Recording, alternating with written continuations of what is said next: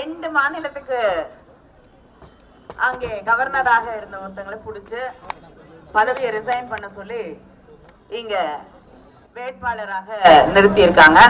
சென்ற முறை அவங்க தூத்துக்குடியில வேட்பாளராக நிறுத்தப்பட்டார்கள். நான் இந்த மண்ணின் மகள், எனக்கு தான் நீங்க ஓட்டு போடணும் அப்படின்லாம் சொன்னாங்க. யாரும் ஓட்டு போடல. அதனால கவர்னரா போயிட்டாங்க. ஆனா இந்த முறை கவர்னராவும் போக முடியாது, பாவம் ரிசைன் பண்ணிட்டு வந்துட்டாங்க. ஏன்னா போன முறை பிஜேபி ஆட்சி வந்தது, கவர்னரா போடுவாங்க. இந்த முறை ஒன்றியத்திலே இந்தியா கூட்டணி ஆட்சி வரப்போகுது. அவங்க காங்கிரஸ் திமுக இதெல்லாம் சேர்ந்தாங்கன்னா வாய்ப்பு இருக்கும். ஆனா கூட இப்ப போய் சேர்ந்து உடனே இதெல்லாம் பிஜேபியா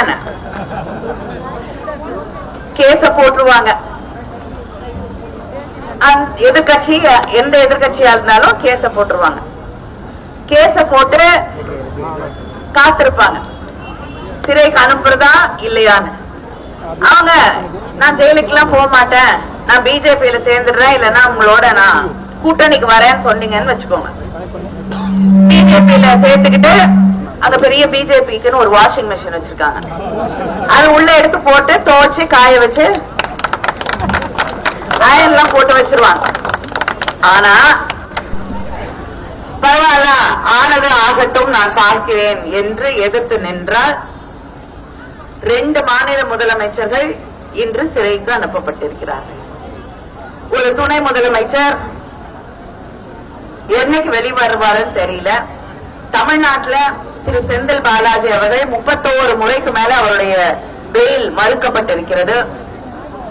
காங்கிரஸ் தேர்தல் நேரமா பார்த்து காங்கிரஸ் வங்கி கணக்குகள் அத்தனையும் முடக்கி இருக்கிறார்கள். இங்க இருக்கக்கூடிய ஊடகத்துறை நண்பர்களுக்கு நல்லா தெரியும்.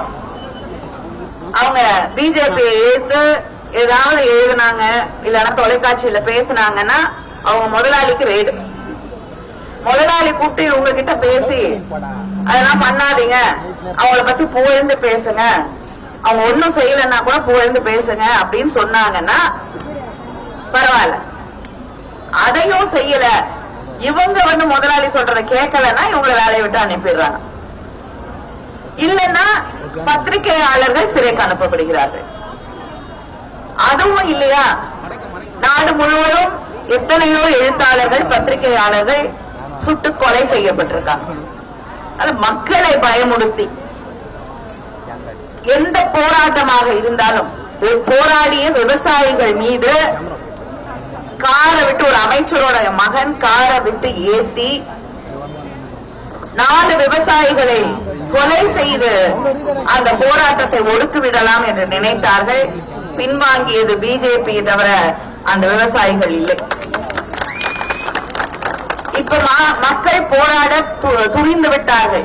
எதிர்கட்சிகள் நீங்க என்ன பண்ணாலும் பரவாயில்ல, நாங்க எதிர்த்து நிற்போம், உங்களை இந்த ஆட்சியிலிருந்து அகற்றுவதா எங்களுடைய கடமை என்ற அந்த உணர்வோடு ஒருங்கிணைந்து நின்று கொண்டிருக்கிறார்கள்.